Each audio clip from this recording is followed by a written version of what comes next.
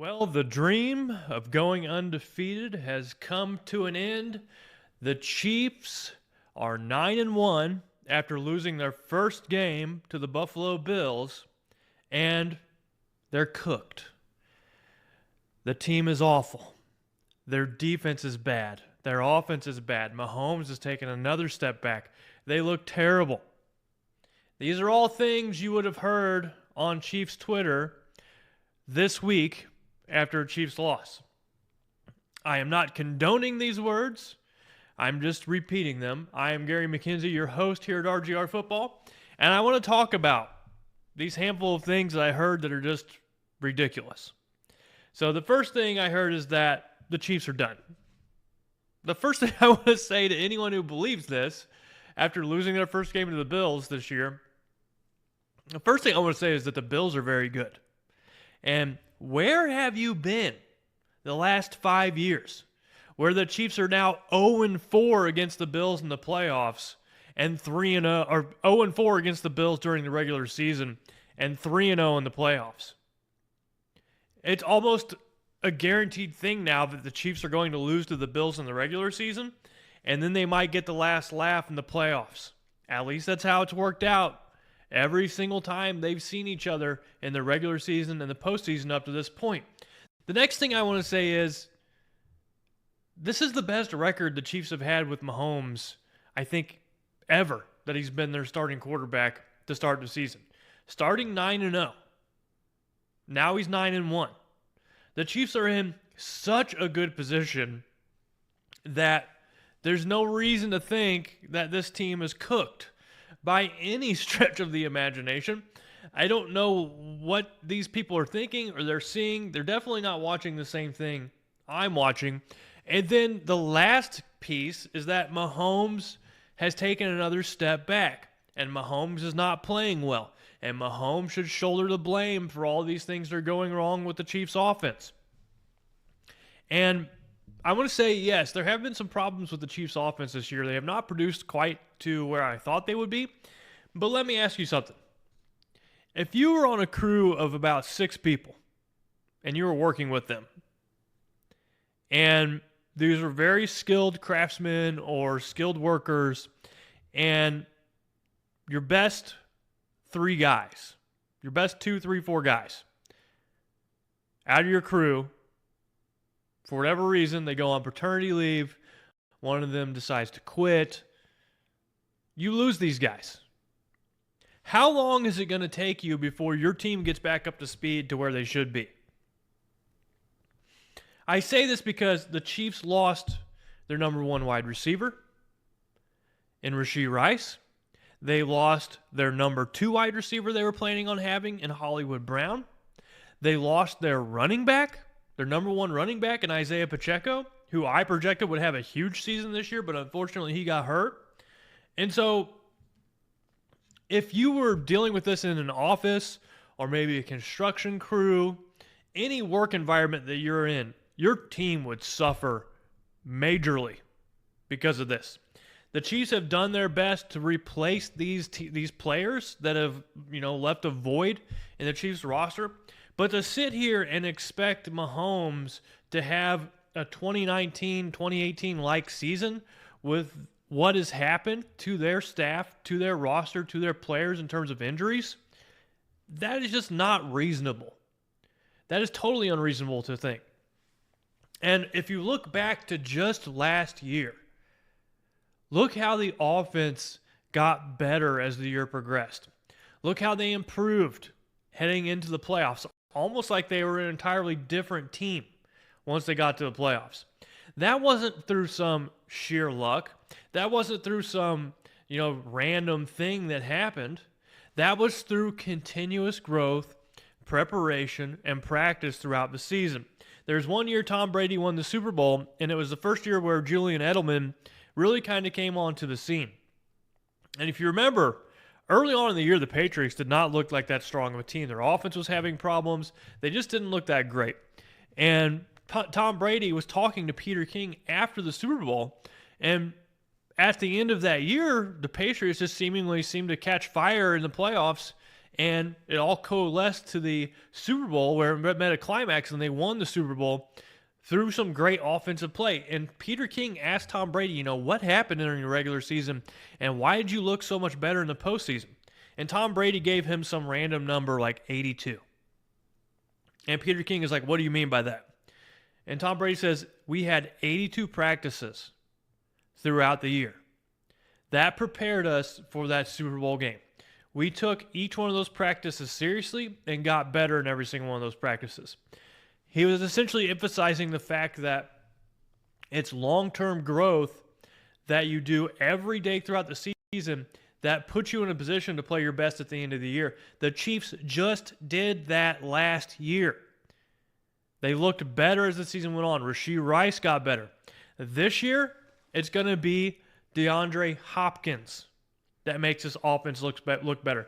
It's going to be Isaiah Pacheco coming back from injury. It's going to be Hollywood Brown that hopefully he still kept his nose in the playbook, who I've seen reports of coming back around week 16, 17, 18, giving him a little bit of time to prepare for the playoffs. So it's these little pieces that the Chiefs have that are going to make all the difference down this stretch. And there's no reason to think that the Chiefs can't seriously turn this offense around down the stretch. And I want to highlight DeAndre Hopkins within the Chiefs offense. So prior to bringing DeAndre Hopkins to this Chiefs wide receiver room, Mahomes was throwing for an 81.6 average passer rating in those games. In those 6 games without DeAndre Hopkins, 81.6 average passer rating. That's terrible. There's no other way to slice that. That's just not good enough. Especially not good enough for an Andy Reid quarterback or Patrick Mahomes. Since DeAndre Hopkins has joined this Chiefs offense, the Chiefs Mahomes now has a 98.9 passer rating in those 4 games with DeAndre Hopkins.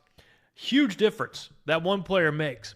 Going back to the thought, if you lost 4 guys or 3 or 4 guys out of your crew at work and you're expected to just magically perform the same, I don't think that's how that works. It's a team sport.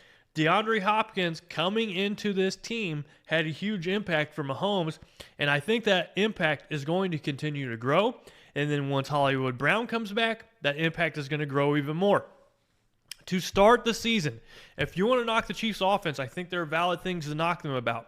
But to start the season, this team spent an entire offseason preparing and crafting and being ready for a wide receiver group that was going to contain Rashee Rice, Hollywood Brown, and Xavier Worthy.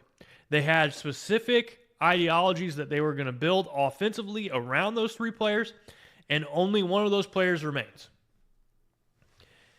If Hollywood Brown can come back, I believe that DeAndre Hopkins can fill that role that Rashee Rice was playing, and they can finally do what they wanted to do to start the season whenever they have Worthy, Hollywood Brown, and Hopkins all available.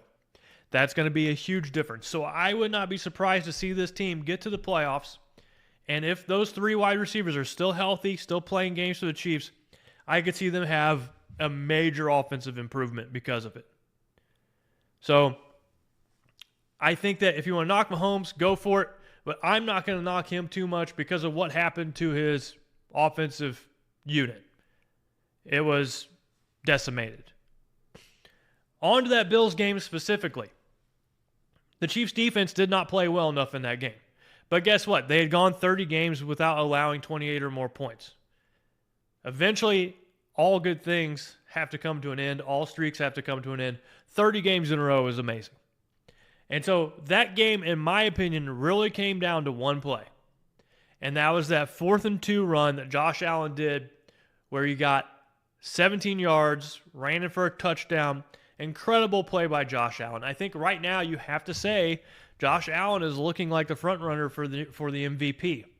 And this is the only quarterback who's been able to beat Patrick Mahomes and the Chiefs in this Chiefs defense. Not Lamar Jackson, not Joe Burrow, not Kirk Cousins, not Herbert, not all these different quarterbacks they've seen that are pretty dang good quarterbacks. So that game in Buffalo came down to one play. that play goes differently, we might have a different outcome in this game. So I am not going to sit here and entertain any thoughts that the Chiefs are cooked or anything of that sort. This is still a damn good, dominant team. And if you're on Twitter, during Chiefs games and they're losing, it is just a very special place. I'll just word it that way. A lot of the worst things, worst opinions come out of the woodwork when things aren't going the Chiefs' way. So you have to take it all with a grain of salt. But I do not think that this team is taking any step backwards after that loss. They just saw the Bills on a good day for the Bills. The Bills played really well, even though they were missing some pieces on their offense as well, just like the Chiefs were. And the Chiefs' defense just didn't do well enough. On that last run, you heard some people wondering, well, why didn't the Chiefs have a spy on Josh Allen? And Chris Jones has been quoted as saying, we don't want to tip our cap. There's been many times where Spags, if we know we're going to see a team later on in the season, we will not show them the way we will play them the next time around. And I think that's a little bit a part of what it is, what was going on there.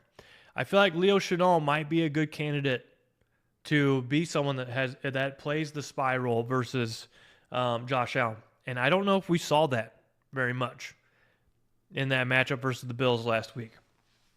So the Chiefs are not cooked, and I think the defense saved some ammunition for later. Moving on to the number one seed watch. So do I still think the Chiefs are going to land the number one seed? I do. I think they're 9-1. Their next few games are not as challenging as some other teams that are in the hunt. But there are two other front runners that I think are intriguing. One of them is Buffalo, obviously. They're a half game back. They have the tie with the Chiefs, the tiebreaker with the Chiefs. So if they have the same record as the Chiefs, they're going to get that number one seed. And then you have Pittsburgh. Pittsburgh, in my opinion, is a Mike Tomlin team that, last year played incredible defense, but had terrible quarterback play. And now that they've had just mild, mediocre, moderate quarterback play, maybe even a little above average with Russell Wilson, they've looked like a really good team. So the Chiefs' next three opponents, we're only going to look forward a few weeks here. The Chiefs have Carolina, they have the Raiders, and then they have the Chargers at home. And those are, three, I think, beatable opponents for the Chiefs. They've done well versus all of these teams, or should do well. So I like where the Chiefs are sitting in terms of the next few weeks. The Buffalo Bills have a bye. Then they have San Francisco, the Rams, and Detroit. I think if the Bills go 2-1 during that stretch, they'll feel pretty happy. Pittsburgh, Cleveland, Cincinnati, Cleveland. So there's a realistic possibility the Chiefs could potentially lose their game versus the Chargers, and the Chiefs' season, that number one seed, could get a little dicey on that game versus the Steelers where they'll be on short rest. I think it's a Christmas Day game. The Chargers are 2 games behind, so they're coming up strong. They've been playing very well. They've inherited their identity through Jim Harbaugh, who's coaching the team very well, which we thought would happen at the start of the year. We thought the Chargers would be good, and they have been good. They play a physical style. They have a good defense, and this team has really inherited the spirit of Jim Harbaugh. They will face Baltimore, Atlanta, and Kansas City. I think if the Chargers went 2-1 in this stretch, they would be elated. I think the more likely record in these next 3 games would be 1-2. Moving on to Baltimore, they're 2.5 games back. They have the Chargers, Eagles, then a bye, then the Giants. Looking at this, they could potentially go 3-0, or they could go 2-1 or 1-2. You never know with the Ravens. They've had an up and down season. Then you have Houston. They're also 2.5 games back. They have Tennessee, Jacksonville, then a bye, and then the Dolphins. Very, very possible for them to go 3-0, 2-1 in that stretch. And then you have Denver at 3.5 games back. I do think Denver is going to claim that 7th seed. They've played well enough to make the playoffs. And kudos to Sean Payton and Bo Nix for, looking pretty good together. And I think the Chiefs might have a tough opponent on their hands, for years to come with Bo Nix. When he was first drafted, we thought it was a reach, but that doesn't appear to be the case anymore. However, I still think the Chiefs are going to lock down the number one seed. I do not think that they're washed. I do not think that they're cooked. Never pay attention to Chiefs Twitter whenever things are going bad. It's a good way to you kind of get some garbage into your head. So I don't believe any of that. But let me know down in the comments, if you could please, who do you think is the front runner for the number 1 seed? Who do you think is the front runner for the number 2 seed? Where do you see this playoff picture shaking up? And then do you feel like Mahomes should catch a little bit of a break for how he's played this year? Or do you think that people are right and justified in and kind of chewing him out a bit for his play this year? Let me know down in the comments. And then as always, hit that like button. You made it through the whole video, so you might as well hit the like button and subscribe. I'm not sure if we've gotten to 30,000 subscribers yet. We're like right there. That's been our goal for a long time. As soon as I came on board, I wanted us to get to 30,000 subscribers, and I don't know if we're there yet. I'll have to check. But I appreciate all of y'all for liking, subscribing, commenting, all that good stuff. But this is Gary signing out. Catch you later. Chiefs, I think, are going to take that number 1 seed, and they are not taking a step back. No way, no how. Thanks for watching this video from the team at RGR Football. Click these videos to see more and subscribe to RGR Football.